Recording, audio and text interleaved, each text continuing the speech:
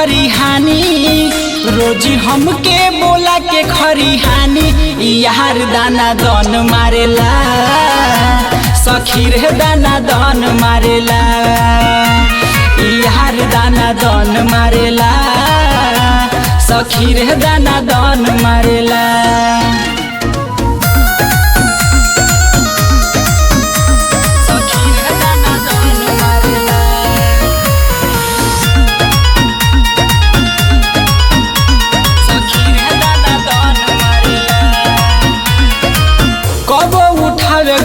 कबो सुतावे का कहीं सखी हमके बहुते मुआवे कबो उठावे कबो सुतावे का कहीं सखी हमके बहुते मुआवे जान ले लेला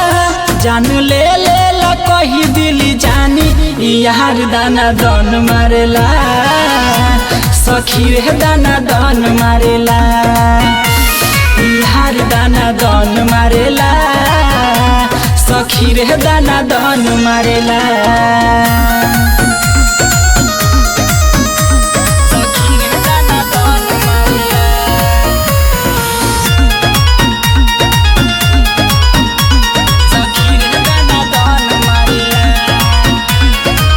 रहेला नीचे उ त हम रही ऊपर ओकर प्यार कैले लागेला सुपर रहेला नीचे उ त हम रही ऊपर ओकर प्यार कैले लागेला सुपर कके गरम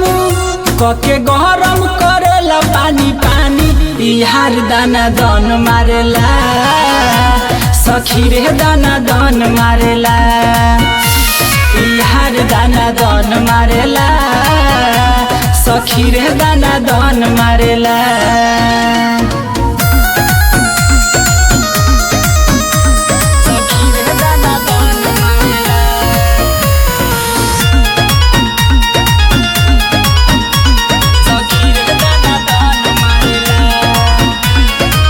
रोमियो राज के उ हवे संगतिया मिले हुआवे लेके रोज फटिया रोमियो राज के उ हवे संगतिया मिले हुआवे लेके रोज फटिया उमेश यादव पिंटू अमल से करेले माना मानी यार दाना दन मारेला सखी रे दाना दन मारेला यार दाना दन मारेला बोला के दाना दन मारेला।